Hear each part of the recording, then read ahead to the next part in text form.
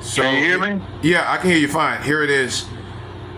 This weekend with Edgewood Avenue shooting heavy on the city and John Lewis Day fresh on our hearts, I've been doing some deep reflecting.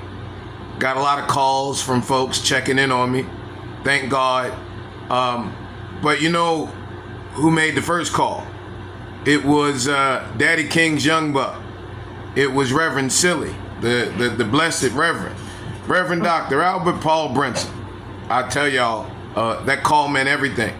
Because when your first call after chaos comes from a man who was licensed and ordained by Daddy King and MLK Jr., it reminds you you're covered. You're called.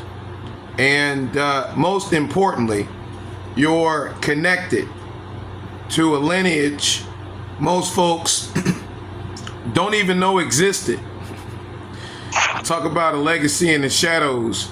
Now, most people know Reverend Silly, Reverend Brinson, the Blessed Reverend, as a sweet, well-dressed, storytelling elder statesman.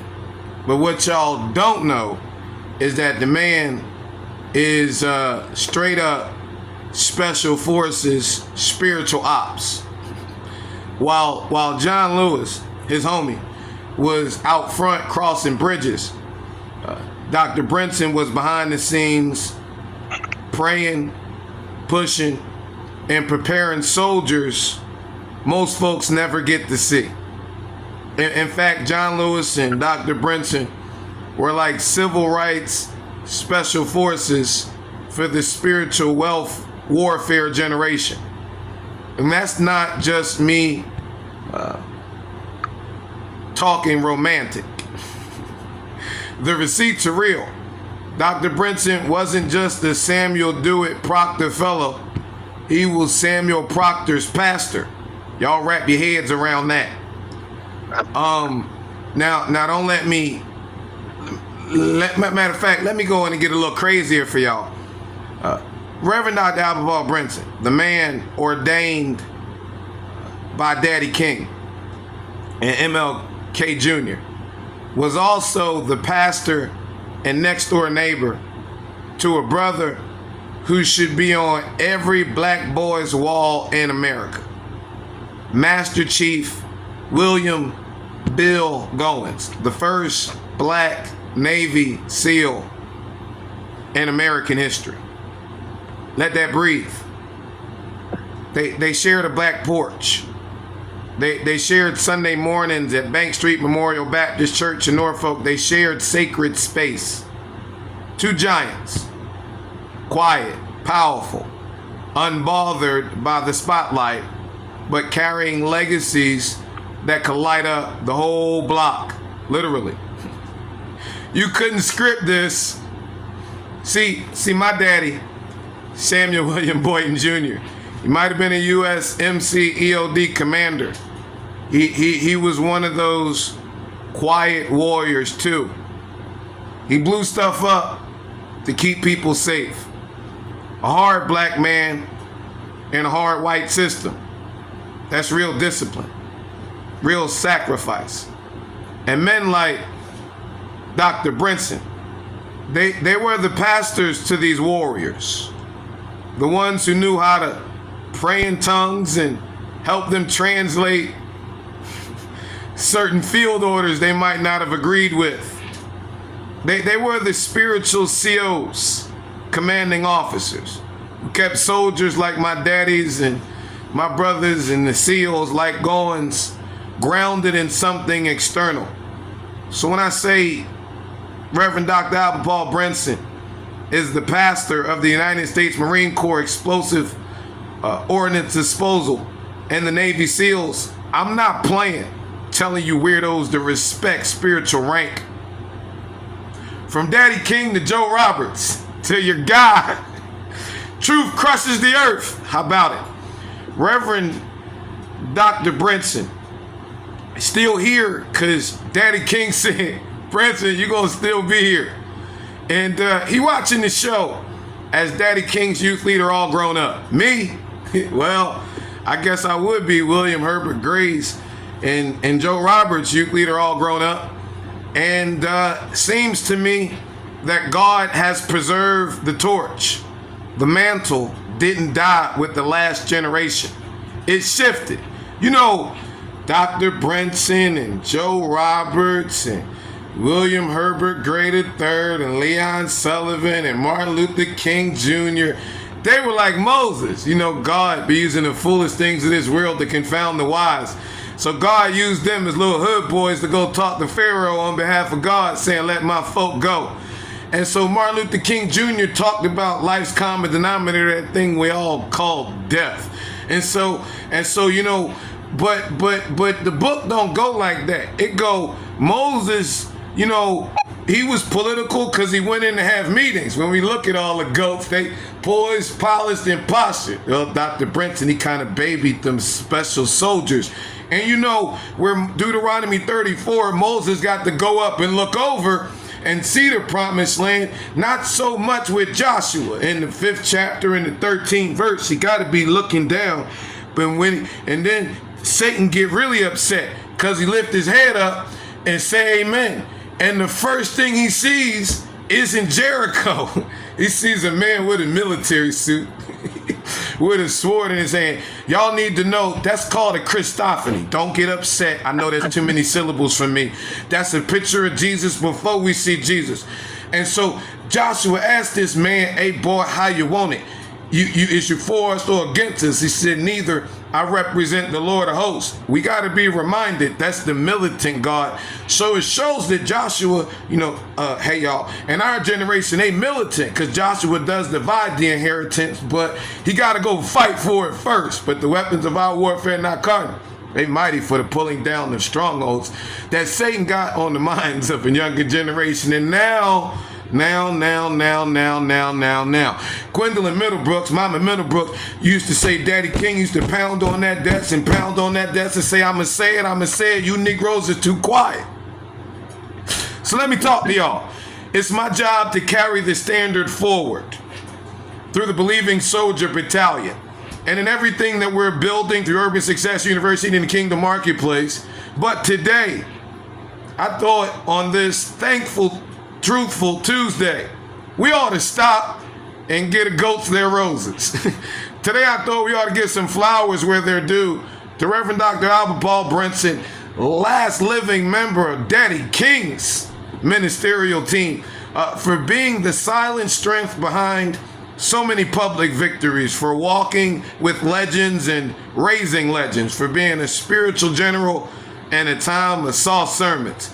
To Master Chief Bill Goins, the kind of warrior most never meet, but all benefit from.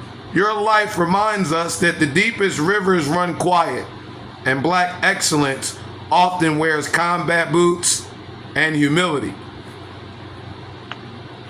To every black boy and girl who's ever been overlooked, but overqualified, you come from a lineage of goats who move through shadows but change everything. And to those on the horizon, under the horizon, playing the political games with our sacred heritage, you ain't got nothing on the porch conversation between Brinson and Goins. Y'all politicking while they were protecting. I know. Daddy King said he was going to say it. What, y'all mad because I said it? I'm KingJerlo, son of Samuel, spiritual son of Grace, Cynthia, Yolanda, and hey man, I'm the Believing Soldier Commander. Today, I'm just saluting the GOAT. Hey Pop, we salute you. KJ, man, you have been given one of the greatest minds of our time. I wish I was half as intelligent as you are. No, man, you fine. You just young. No, you are especially gifted. I've told you that from the beginning, haven't I? And in terms of your presentation, you're just an exceptional mind, and knowing how to bring history together with your own experiences, and just with the Bible and the church and history. You know, you are a special place to be in in our histories, and I don't know how it can be recorded, but even little things that you just wrote like that. I mean, how many people can sit down and write like that and even think through things like this? And I am so thankful that the good Lord helped me to walk through the path where I ran into you. I think about something, right, Pop? Cause I got these little hard-headed Negroes and talking about which one my mentee. I got sons, you know what I mean? They like which one my mentee, cause I like healthy competition, right, Pop? All right. Like we are beings of creation. So I'm not competing with my brother, but I'm competing with me yesterday. Right? We're competing in character and conduct and conforming to be more like the son of the father. But so I like healthy competition, right?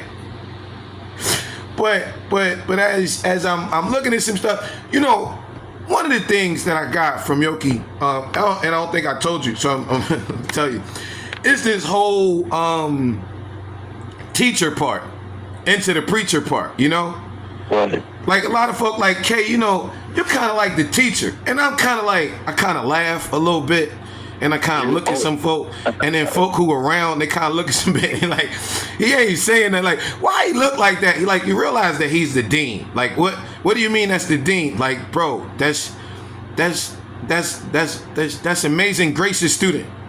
Like, KJ is not, Pop, like, I'm starting to get comfortable telling folk that, like, you do realize that you don't have to be a sucker to be a nerd. Like you could be a hood nerd. Like I'm a hood Bible nerd. Like I'm hip hop and hood. They're like, KJ, how you get like this? I was like, Dr. E.S. Beasy. They like, who that? I'm like, Edith Scott Bagley. Like, listen, you could be Coretta Scott King's big sister. You could be Yolanda's auntie and mentor and all of that.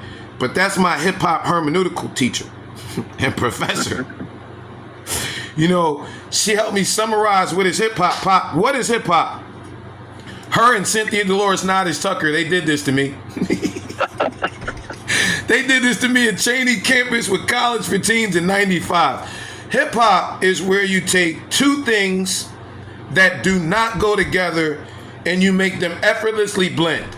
That's what you hear on the radio station, Pop, when you got the DJ and they got two records and they blended them and then they don't go together, but they make them go together effortlessly. That's hip hop.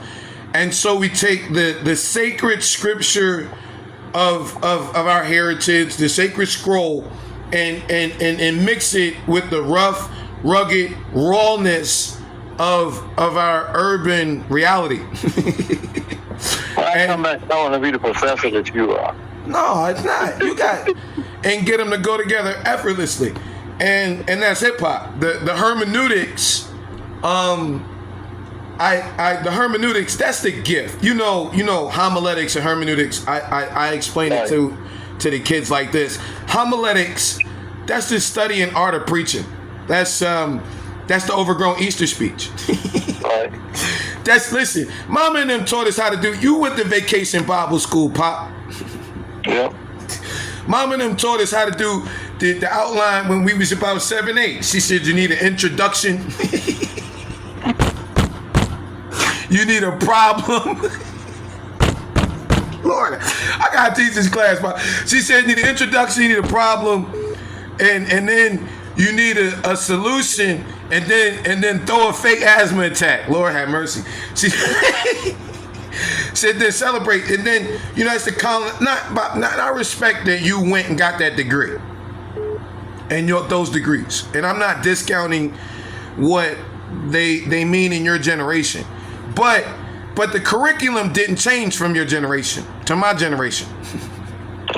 You had the same curriculum that if Daddy King would have went, he would have had. That Will Gray, when I looked at their notes, right, Pop?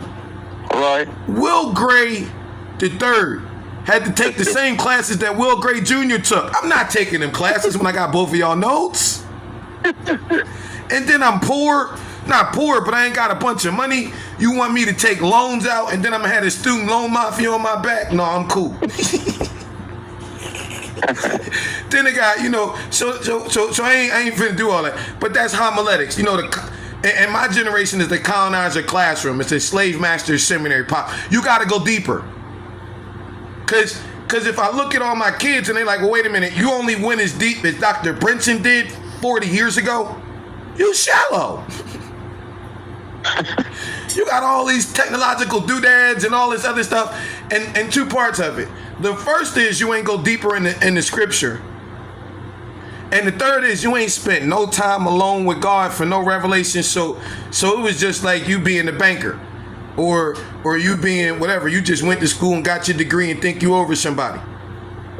Then that's homiletics, Pop. You know what I mean? That's the warlocks and the shit. I'm learning from you.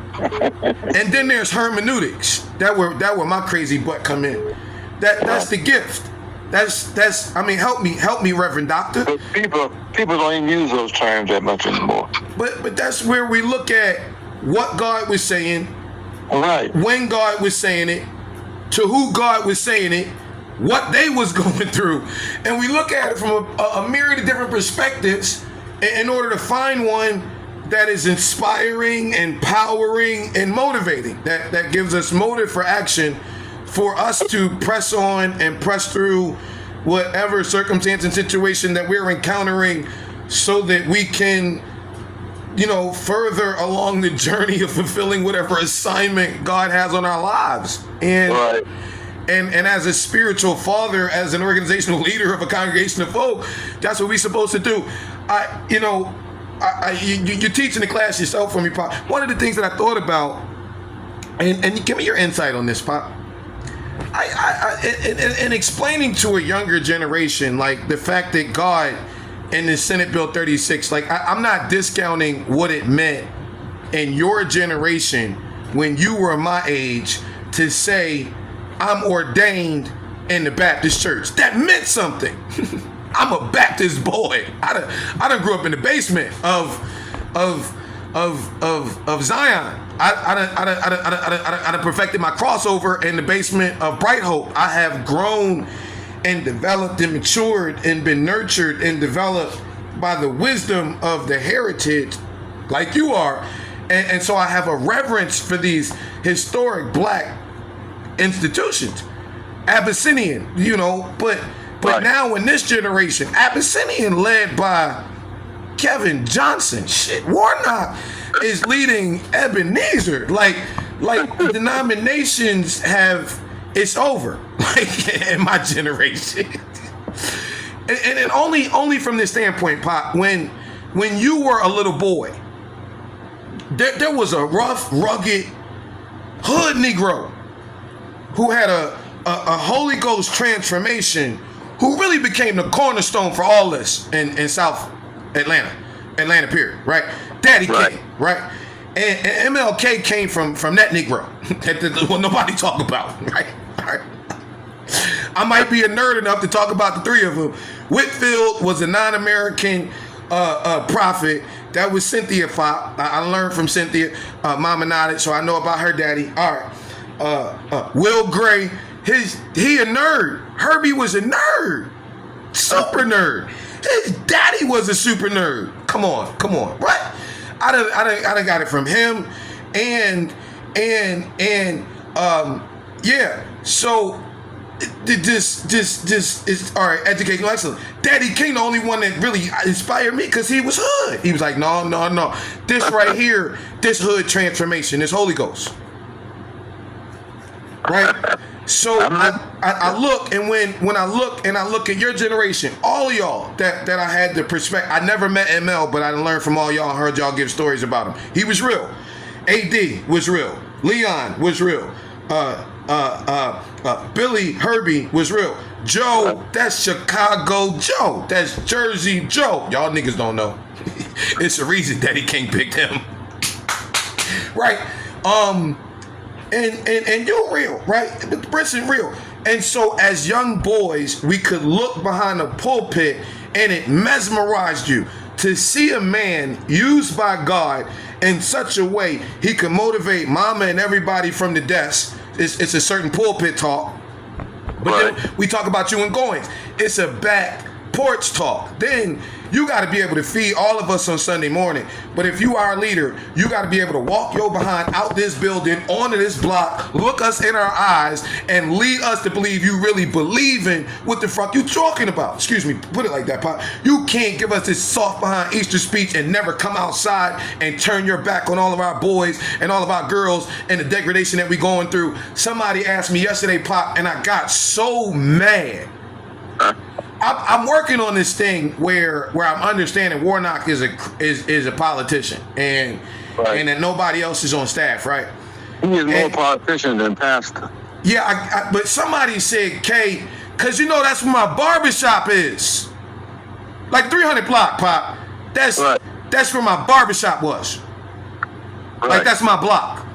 Like that's where I feed the homeless. Like that's across from the barber. That's across from what was the car wash. That's right there. That's the strip.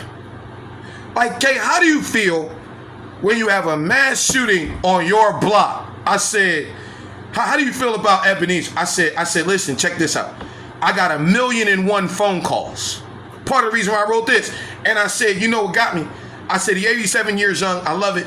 But he might have been, I'm telling this to you now, I said it might have been Samuel Dewitt Proctor's pastor. But you Negroes don't know, I get the pastor to go.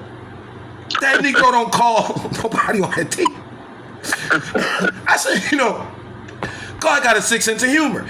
I might have turned down Warnock's ordination in 2011. It would have made me ordained by this nigga, right? But then with Senate Bill 36, now I'm the subject matter expert on African Christianity, practically applied in the urban context. All right, miss me with all that. I don't even know what the frick that means. My daughter keep telling me that, right? But then I said, wait a minute. This just happened on my block. Daddy King called me. And the crazy part, I see the mayor online, and he talking about we need more partnerships. I see the chief of police online talking about they need more partnerships. The whole community talking about, we coming together now, right? And this nigga done took that, I'm sorry, Pop, I get a little upset. This nigga done took that old hymn, my God is a mighty fortress, literally, and done locked the friggin' doors. Like you got Vaughn, fat glitter ball, Luther, wannabe boy up in the, you know what I mean, Pop? And the Negro got the doors locked. Won't even, I'm sorry. But I'm so honored in the regard. And our boys, when they look up, right, Pop? Yeah. And they're looking for, what thou seest, thou becometh. Kay, why you like this? Well, you realize I had Leon, then I had Herbie, then I had Joe.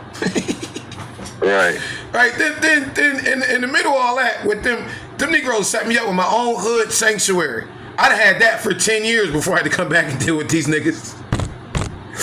And then what's that old song, Pop? The mamas in I almost gave up. I was right at the end of a breakthrough and couldn't see. Right.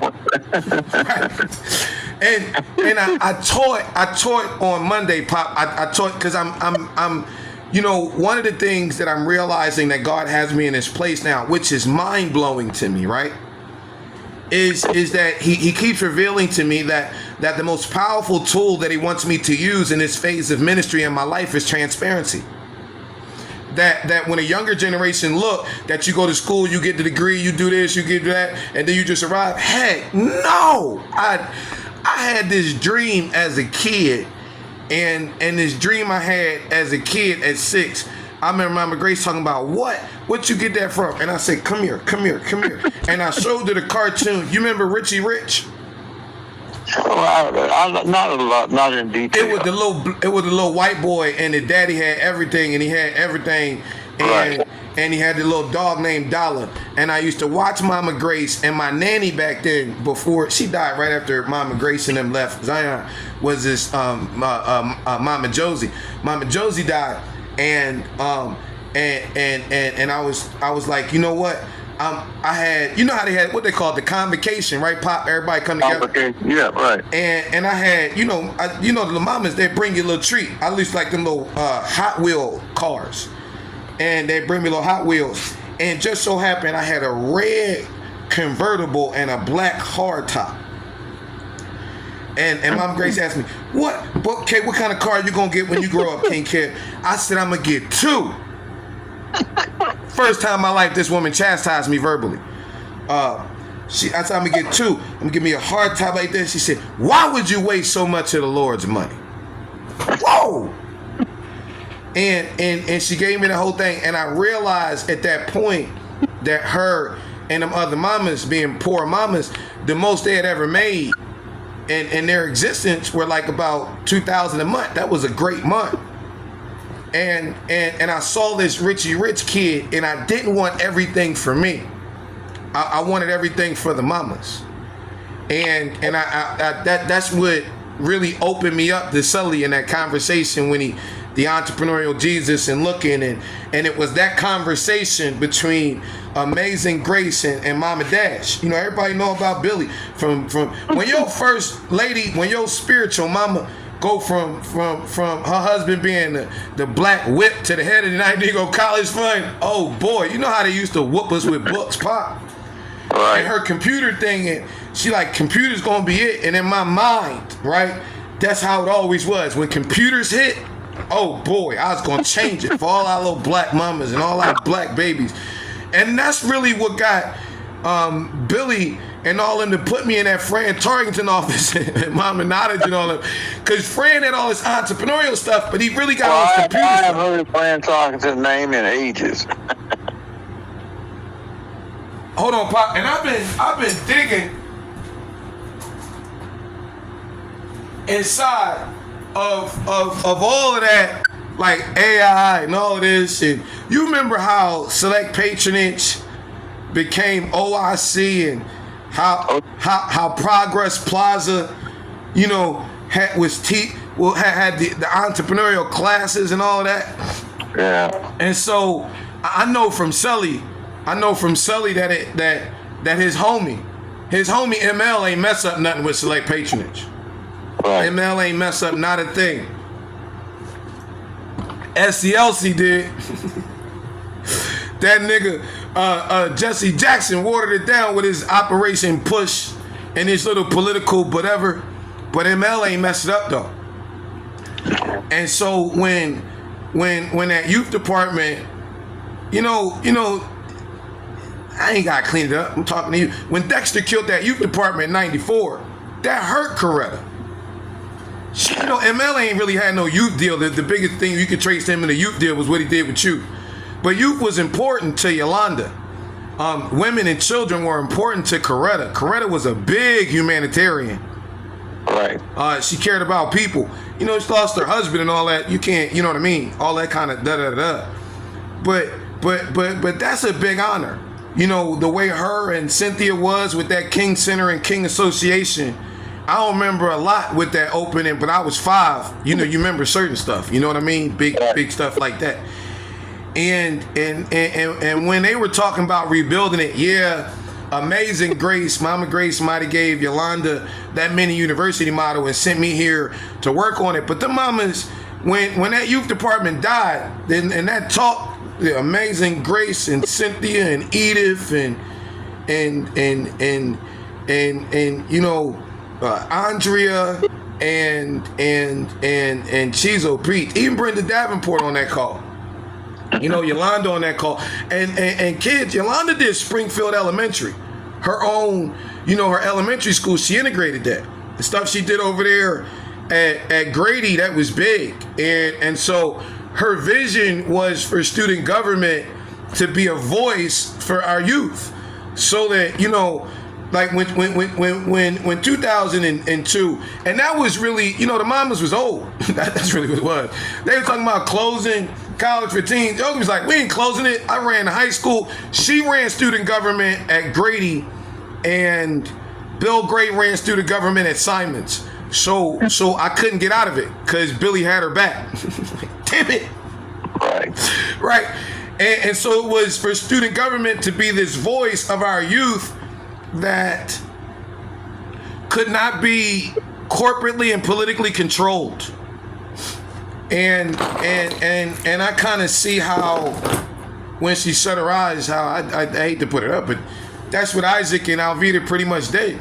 Not Mama Naomi. That was not Naomi's goal with launching AD King Foundation. I know. You can look her in the eye. That lady wasn't malicious. No. She might not have been involved in a bunch of stuff, because AD might not have been involved in a bunch of stuff, but I held the bullhorn for that lady in front of the Georgia Dome. She said the spirit of her beloved Boaz, like, that lady was pure and had a great heart. It's just fortunate I can't even get mad at Alveda. Get that bag, baby. But the other thing, when you talk about Naomi was always dear to me. I was always dear to her. I know. That's the part of a family. Like, that's a part of a congregation. Like, Naomi, get that bag. I mean, not Naomi, but Alveda, get that bag. Even Bernice. Bernice, you just different, baby. Like, Bernice is different than Yolanda. Period. And so, they're different. They're different. They're both the same. They're just different, right? And so am I going to say, well, Bernice is different? No, I'm going to say, listen, when the youth department was popping from 94 to, what is that, 2000 and, when did I throw that watch night party? 2011? That's when folks said the youth department was crashing, right? Wow. That's when Edith and the mamas died, and that's when I got that letter endorsing me personally for youth and outreach from Fulton County. Yeah, that was it. What was the center from 94 till then? Our mamas and the way they did stuff and loving and really pouring in. What happened after that? The political bomb. And it's not, I prayed hard on this, Pop. Bernice just doesn't know how to engage urban. I mean, it's not entitled. She's been protected her whole life. All right. God wouldn't allow me to say that Bernice is potentially entitled. I never been, I had to realize, like, no, Bernice been protected, and she should be. Like, I got a bunch of different perspectives, but if you say the wrong thing, I'll probably punch you in your mouth too. I'll probably punch you in your mouth over and punch somebody in the mouth over Bernice faster than anybody else would. Right. And then Angela, I don't understand, but when I look at it, I'm gonna tell you, Pop. Even with the outreach thing, you know what I see, that this scumbag, and I saw it really on John Lewis Day. When I looked over and I seen Gerald Griggs there, this shit is Isaac. You saw who? It's Isaac. Oh, yeah. Listen, Dexter made a mistake, and even if he made a mistake, then knock it off. He removed this entire bloodline from the poverty line. Shit, if it wasn't for Dexter, Coretta Scott might have had her ass on welfare. So I ain't mad at it. Hey, that's what it is. You know what I mean? You got to listen. Take your opinion, but respect it.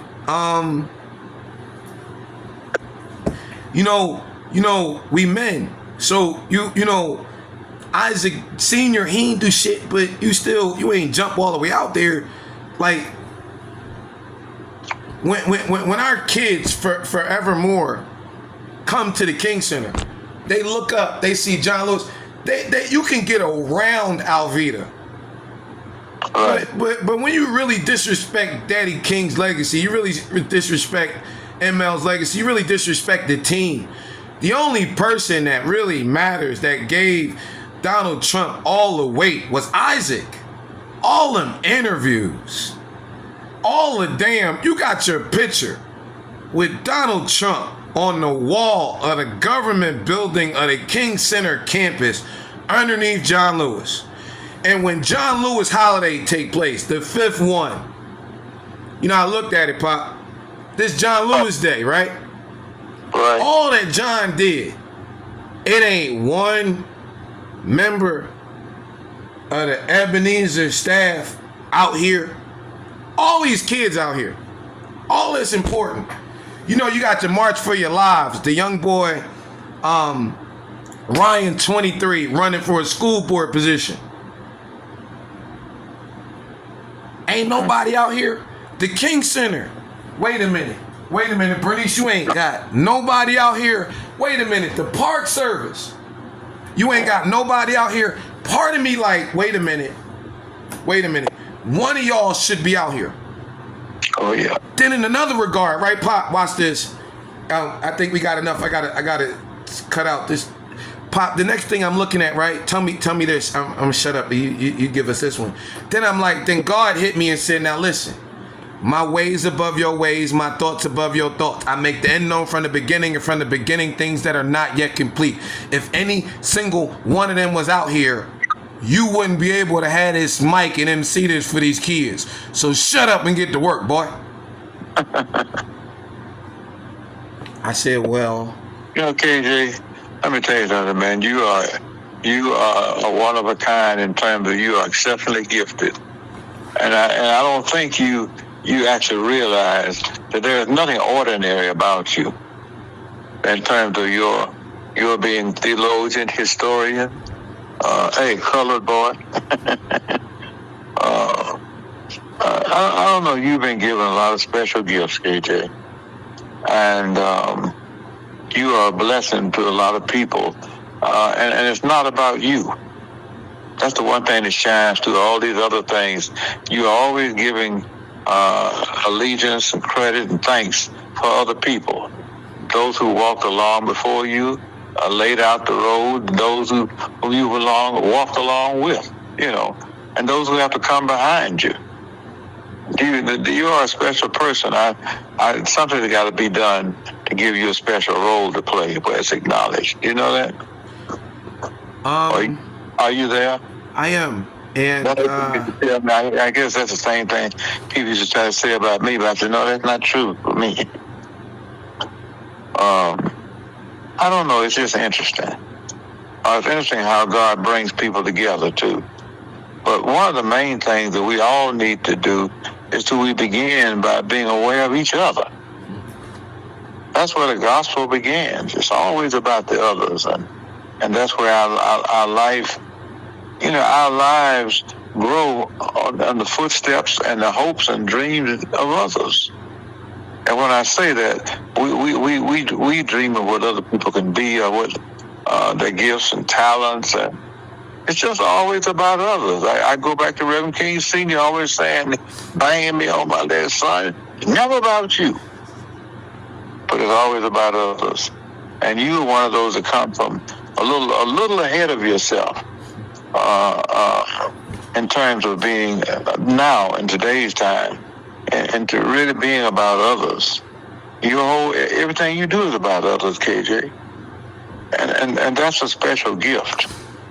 You know what you are to do in that sense, but to master God's word, to do the scriptures, and just to have your life thrown into the lives of so many key people, you know, and you have the ability to recognize people's special roles, their gifts, and that's what it's all about. That's what I was always taught, in a sense. That's what you come from. That's where we come from, and you truly are part of this lineage. And there are not a lot who are.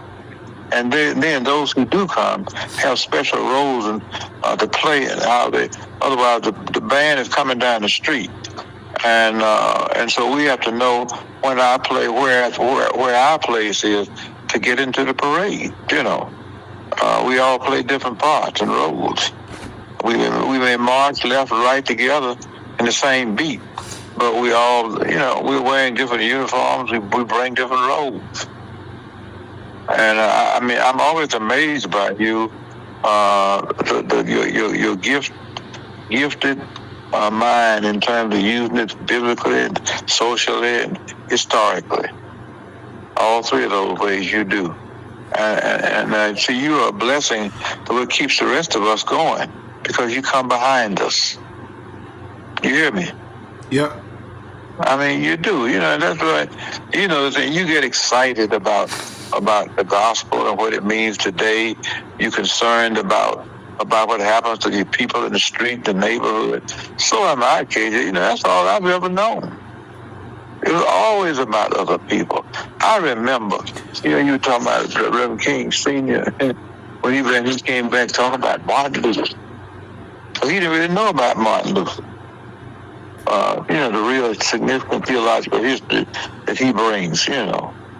I don't know, it's just interesting that this has been, there are not a lot of us, I include myself in this now, and I guess I get lonesome for my people, because I remember the irony of it is, all of these people that you can name I knew personally, and they knew me personally. You know, it wasn't, I didn't have to go and, just had to go and read up on Bill Gray and Andy Young and Martin Luther King and Ralph Abernathy and Wyatt Walker. And I mean, these are people I know and who we knew each other and know each other. We're still alive. You know what I mean? And you are the one who are trying to tell the story of all of that and make it real for these people now who come from the same streets that we came from. The streets that I look at all this news, I just perked up. That's why I keep the television on news or somewhere, especially out of Atlanta and around the country. But the irony is that, when I can talk to you about this thing, I don't have to talk to you about what I heard from somebody. I can talk to you about what I experienced. And that's what you're doing. Basically, you're talking about your experiences with these people who have walked before you, who tried to be examples and were examples when they weren't trying to be. I don't know. It's just interesting, but your intelligence was handed out to you tenfold. There's nothing weak about you in terms of the intellect, KJ. And I always pray that you keep on reaching out to people. That I still think about why God uses some of us, and He uses all of us in some way special, I guess. But I look at all of these people that have come through the civil rights line. I've known all these people. They've known me. They know who Albert Brinson is. I wasn't a big nigga, but my point was I was the young guy.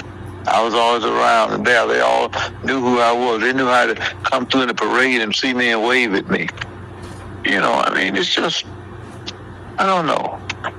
Life is, we've been blessed to live in a great time. You know that, don't you? Mm-hmm. We have, man.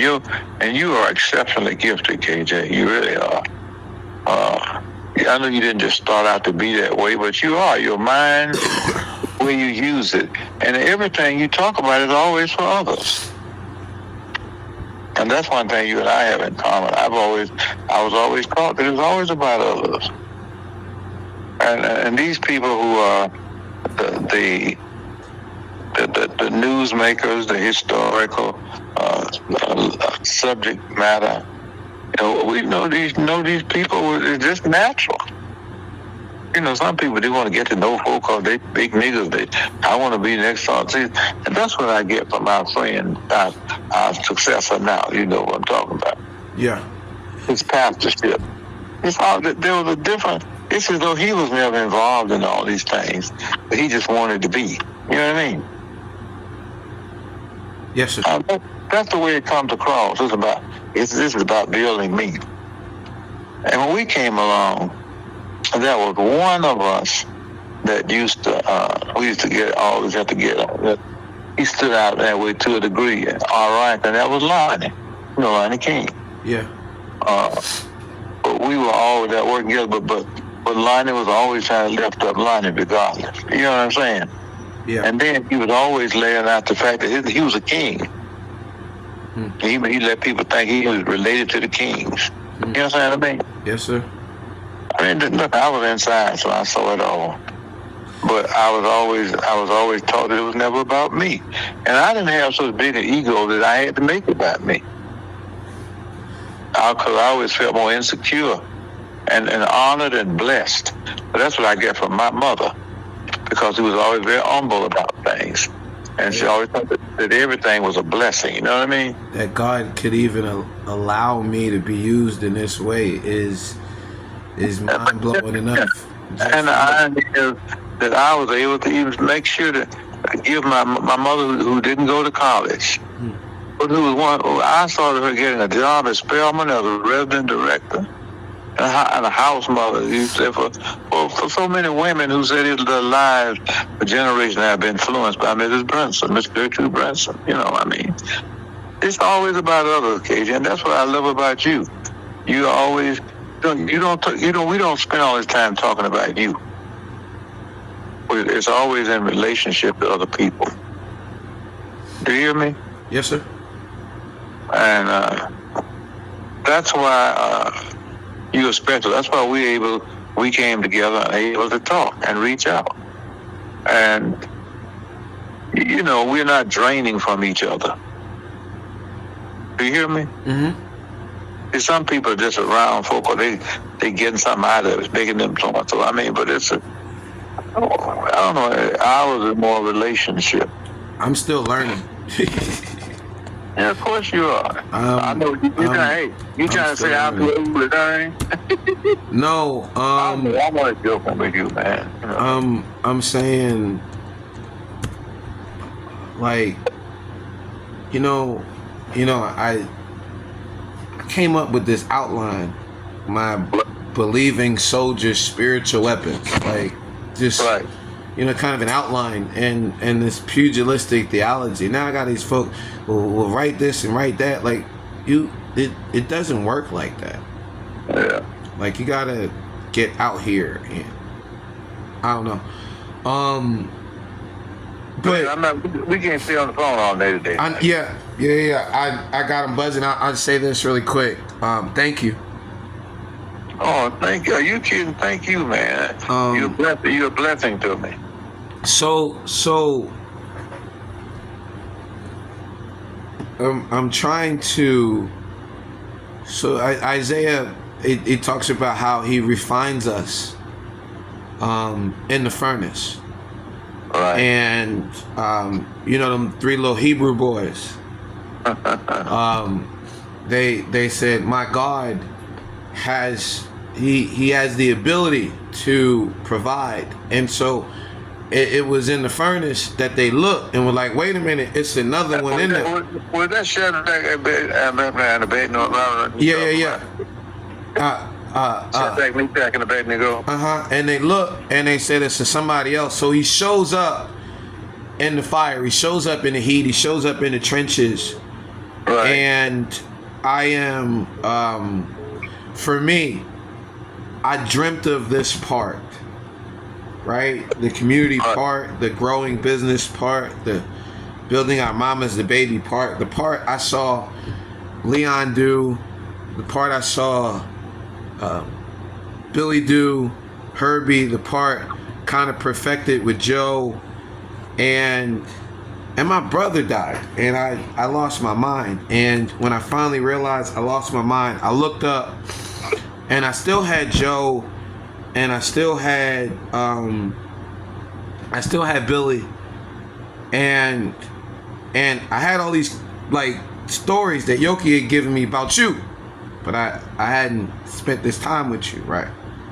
And you still represented what you represented for ABC.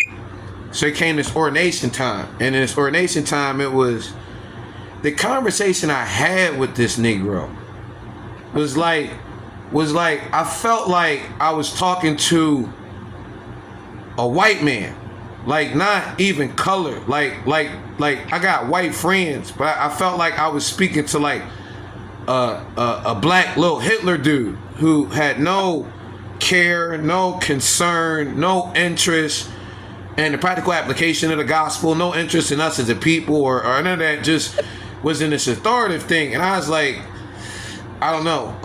You ever like get like have an impressive meeting and you get dressed and prepared and you're showered and you're fresh and you sit down in the meeting, and then 5 minutes in the meeting you feel like you need to go take a shower? That's how I felt. And so the only person I could disclose that to, right, was Mama Grace. And she wowed me. She said, she and it was, he came from Abyssinian, and she told Sully, if you don't get away from this, you're gonna get away from God. And if God desires for you to do this, then it won't be through him. I'm a Baptist boy. I'm Baptist College Kojic, right? But listen, this PUA stuff ain't gonna fly. And this Kojic church, like, listen, Bishop Morris got some clout and some pull, but we done already had this talk. It ain't gonna happen unless I sit down and shut up for like 2 years. I don't have that temperance and that bandwidth. So I'm really throwing, not for me, but in order to get the corporate support I need to launch this school the Bible-based way, I can't go against the denominational tyranny. So I was thinking about it. And God was like, no. Now, the hood church, that's great, right? The blow up, that's great. That's a little corner, right? That my kids seen it, that's a little something. But kept signing this thing, and Pop, I gotta tell you, on that bridge, not this presidential election, last one, all I said was, I'm just, you know that part that I be teaching, that the two sides of sanctification, how what the Lord wills, he'll provide for, that he pays us, he paid the price for us, but he doesn't stop there. That he perpetually supplies us with all that we need. John 15, Jesus says, I'm the vine, my Father is the vine dresser. No tree can bear fruit unless it abides in me. So unless it stays connected, right? Then he says, which really gets me, right? He says, the one that bears fruit is the one I prune. So you cutting me. Why you cutting me? You cut me because I'm bearing this fruit. Why? So I can bear more fruit. So, okay, there's a purpose in this, right? Right. But when we go out to our yard and we look at that tree and we decide to cut that branch, if that tree could talk, he would say, ow, that hurt. So I get the fact that he's pruning me. I'm going to stay perpetually supplied. I'm going to stay connected so he can bear more fruit. And I got to go through this process, this pruning process, which hurts. He's removing some things from me that I don't need, right? I'll share it with you as I share it with everyone in the world in this time. I've already had this conversation. When I got up from damn near dying on that bridge, he said, there's some stuff I need you to get rid of. And I'm like, all right. And I'm in the book, and I'm in Philippians. And he made of himself no reputation. All right, cool. And I'm in the 3rd chapter, and he said, yeah. And I'm in the 3rd chapter, about the 10th verse, and he says, do you really want to know me?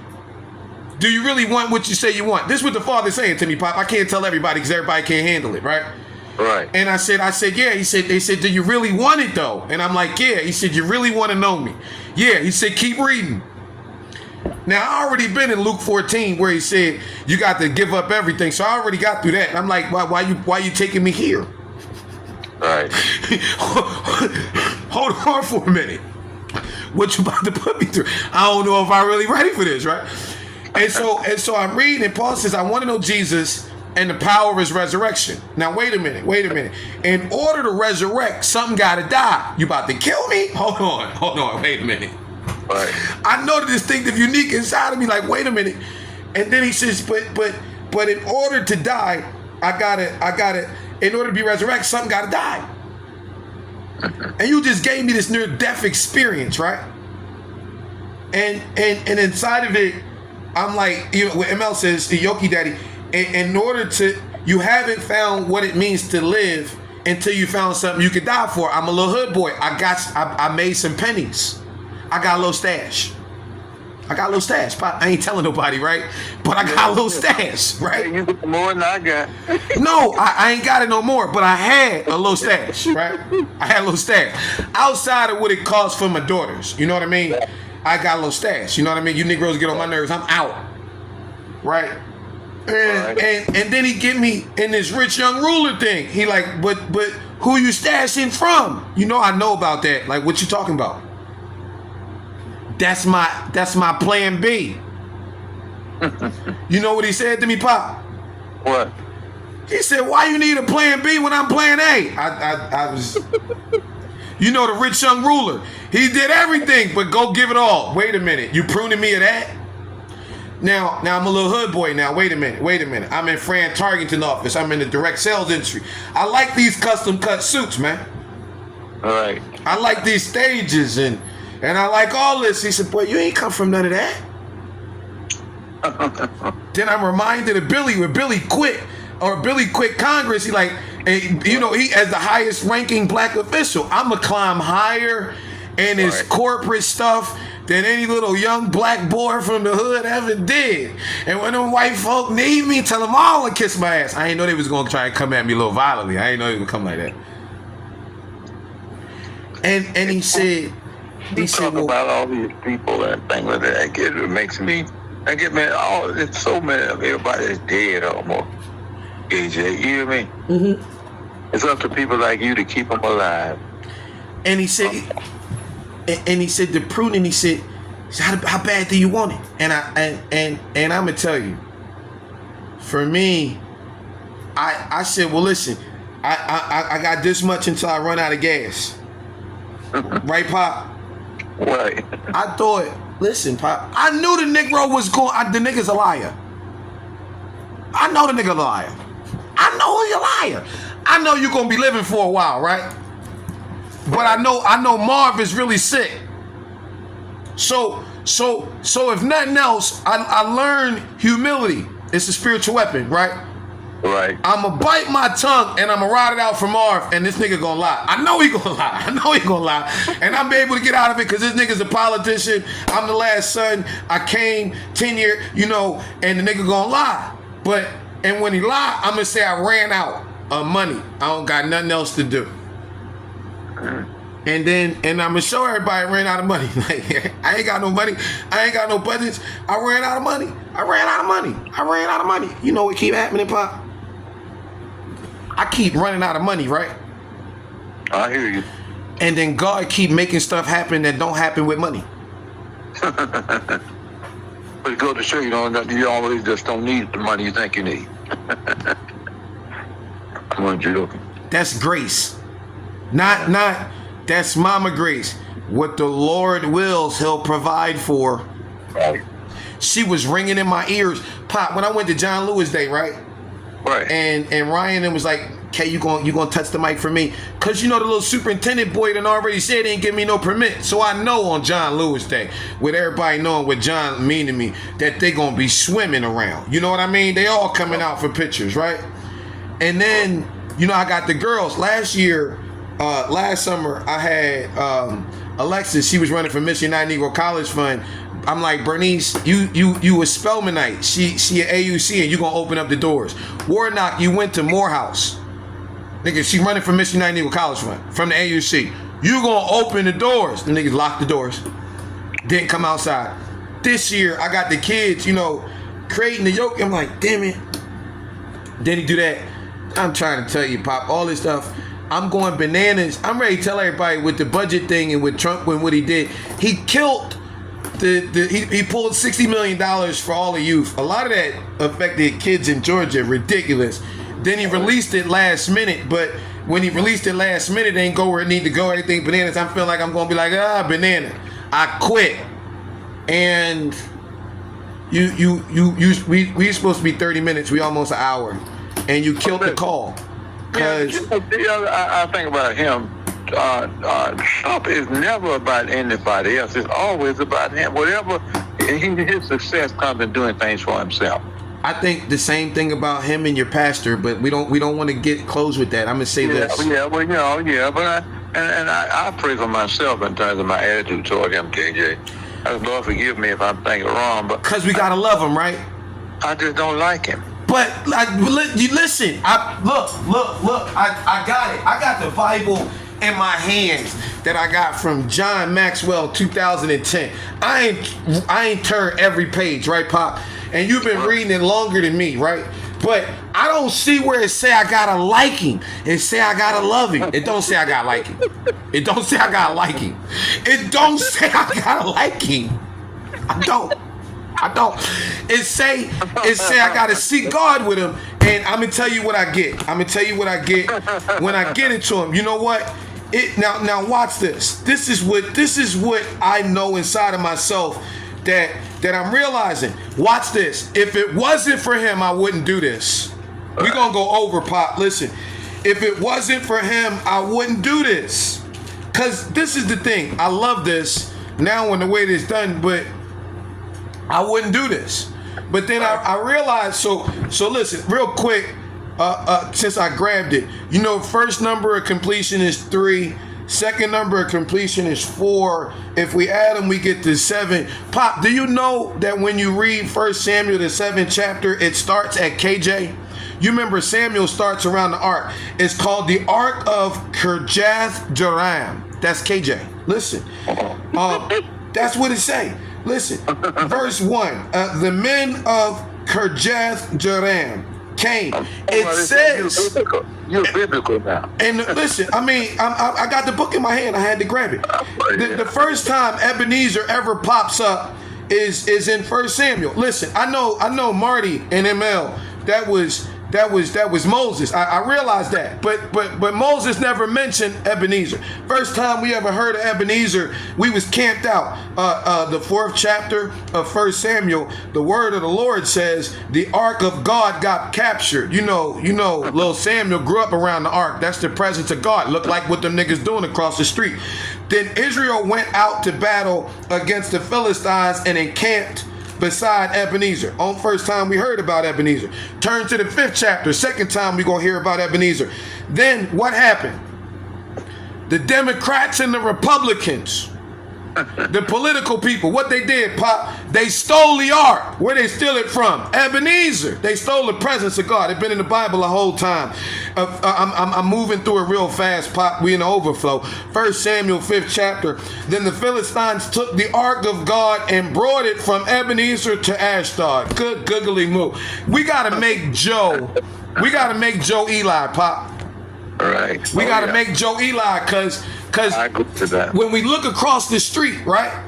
Mm-hmm. Joe was the one that God used to birth the Horizon Sanctuary. Make it possible. That's so, right. So though we look at it in the flesh, we got to see it with God's eyes, His ways above our ways, His thoughts above our thoughts, and God's infinite wisdom. He separated our heritage from them niggas. Really, we have a story of the heritage that, like you said, I get to continue on. I thank God for that privilege. But then what they do over there, they that's what they doing. Yeah, but you see, the other thing that gets to me is the one thing overall that runs through all of this. We were always taught that it was never about us. Even though we know we were human beings and had desires and we had sinful natures at our roots like others. But the other point was, it begins all about them now. That's exactly what you preaching my text. We tag teaming. Right. All about them. I mean, that's not, Not about the presence of God, not about others. You in my text. Get out my text, young man. I'm in the 7th chapter. We got to get out of here. Then the man of Kirjath-jearim came and took the ark of the Lord, the presence of God, the focus of being all about other people. You better get out my Bible. I know you've been reading it longer than I've been alive, but that's beside the point. They took the ark of the Lord and they brought it into the house of the evil folk across the street. And so it was that the ark remained, and when we got it in Kirjath-jearim, we got the presence of God back. All right. Now watch this. You ready? I'm listening. We heard from Moses. We heard from your generation. Poise, polish, and posture. You know, Moses in the line of the children of Israel, Moses was the first prophet. When we look at the slave Bible, right? We look at the slave Bible, the one that Whitfield had in 1934 with Daddy King. In Genesis, in the King James is 50 chapters, and the slave Bible is 14. In the Exodus is 40 chapters, the slave Bible 2. In Leviticus is 27 chapters, the slave Bible 0. And Numbers is 36 chapters in the slave Bible 0. And Deuteronomy 34 chapters, slave Bible 8. Joshua 6 chapters, 24 chapters, slave Bible 0. Judges 21 chapters, not even there. Ruth 4 chapters, not even there. 1 Samuel 31 chapters, they give us 2. 2 Samuel 24 chapters, they give us 0. In essence, what the colonizer did in the slave master's seminary for us Africans and natives over here in America at the Exodus story is they took out the first prophet in Moses, they took out the judges, and then they took out Samuel. And I did doubt myself, but I was feeling something, but now after this divine impartation information, I realized that I need to start listening to God. Let me go in and speak like a young Samuel. You know, if it weren't for a warlock, then I wouldn't remix this KJ back to Samuel instead of Samuel back to KJ. So since the kingdom moves in threes, I hear the Lord saying, let's speak this again. We started talking about the shift between your generation and my generation, the poise, polish, and posture to the believing soldiers and the men of the battalion. The men, the 1 Samuel 7 chapter, then the men of Jeram, KJ, came and took the ark of the Lord from those folk. Give me my God back. Brought it into the house. All right. Consecrated it with the son of the ark of the Lord. Father, son, they're hearing us right now. So it was that the ark remained at KJ, the presence of the Lord back. You remember Samuel, that little boy, grew up around that ark, and that ark means something, for his mama donated him back to God at the temple to grow up with Eli. A long time it was there, 20 years. It's been 20 years since this nigga been around, right, Pop? And all the house of Israel lamented over the Lord. We done had this warlock about 20 years, huh? Warlock, huh? Ain't it, Pop? Warlock. We know what that is. I know. We in the third verse. Oh, I'm in the third verse. Then Samuel, let me talk. Then Daniel, let me talk. When God speak, one listen, twice lean in. I felt to say it 3 times. Let's go, Pop. Be in all 3 dimensions. Then Samuel spoke to all the house of Israel, saying, if you return to the Lord with all your hearts, then put away from the foreign gods and the Ashtoreth from among you, and prepare your hearts for the Lord, and serve him only, and he will deliver you from the hand of the politicians, the Philistines, Goliath, pumpkin face, the giant. So the children of Israel put away the Baals and the Ashtaroth, and they serve the Lord only. Verse 5. And young Samuel said, all grown up, gather all of Israel to Mizpah. Right. And I will pray to the Lord for you. He listens to me. Verse 6. So they gathered together at Mizpah and drew water and poured it out before the Lord. And they fasted that day and said there, we have sinned against the Lord. And Samuel judged the children of Israel at Mizpah. Now when the Philistines heard that the children of Israel had gathered together in Mizpah, and the lords of the Philistines went up against Israel, and when the children of Israel heard of it, they were afraid of the Philistines. So the children of Israel said to Samuel, do not cease to cry out to the Lord our God for us, that he may save us from the hand of the politicians, the Philistines. And Samuel took a suckling lamb, offered it as a whole burnt offering to the Lord. And Samuel cried out to the Lord for Israel, and the Lord answered him. And now as Samuel was offering up burnt offerings, the Philistines drew near to battle against Israel. Weapon. Yeah. But the Lord thundered with a loud thunder upon the Philistines that day, and so confused them that they were overcome before Israel. And the men of Israel went out of Mizpah and pursued the politicians, the Philistines, and drove them back as far as Bethkar.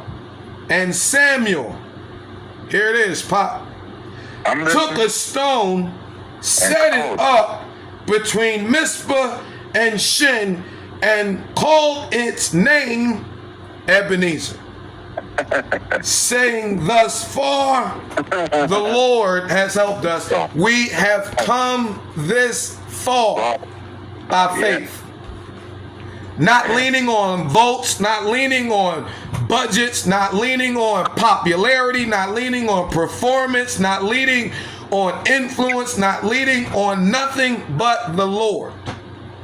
Holding on his only way, because he never ever ever fails. Never failed us yet. How you always say it, Pop? Oh. Can't turn around. We come this far by faith. Yeah, I'm raising my rock, young man. Raising my Ebenezer. I'm so glad you are. KJ, thank you for being such a blessing to me, man. You hear me? I almost let go. So I'm just saying, I thank you for being such a blessing to me. You told... Because no, there is hope. I mean, I talk to you, I know there is hope. And that everybody hasn't gone the way of Trump and self-aggrandizement, all this kind of stuff, you know. Well, I don't know, it's crazy, but I do thank God for you, son. And I know I bug you to death. No, and actually, Pop, it's the opposite, because at a bunch of times because I know life and death is in the power of my tongue, in any circumstance, situation I agree with, I can speak life to, and one that I disagree with, I can speak death to, and that my words are more powerful than my thoughts. At times, I think of quitting. At times, I think it doesn't matter. At times, I think a lot. I'm Fannie Lou Hamer. I'm sick and tired of being sick and tired. At times, and then I'm reminded of this, that I'm only able, you know, I got to glean from a lot of y'all. KJ, I have a call time. Love you, Pop. I got this class. We already taught it. Yeah, I'll talk to you. Love you. Bye. Love you. I don't know how to tell y'all what God doing. So there y'all go. That's what God doing. I got y'all looking for class of the day. That's it. That's it right there. That's it right there. It get whatever God got for you to get from that right there. Yeah. The heritage of the rock. Whoa! Dean K, USU. Y'all know what it is. Love y'all almost as much as the Father, on behalf of the Father.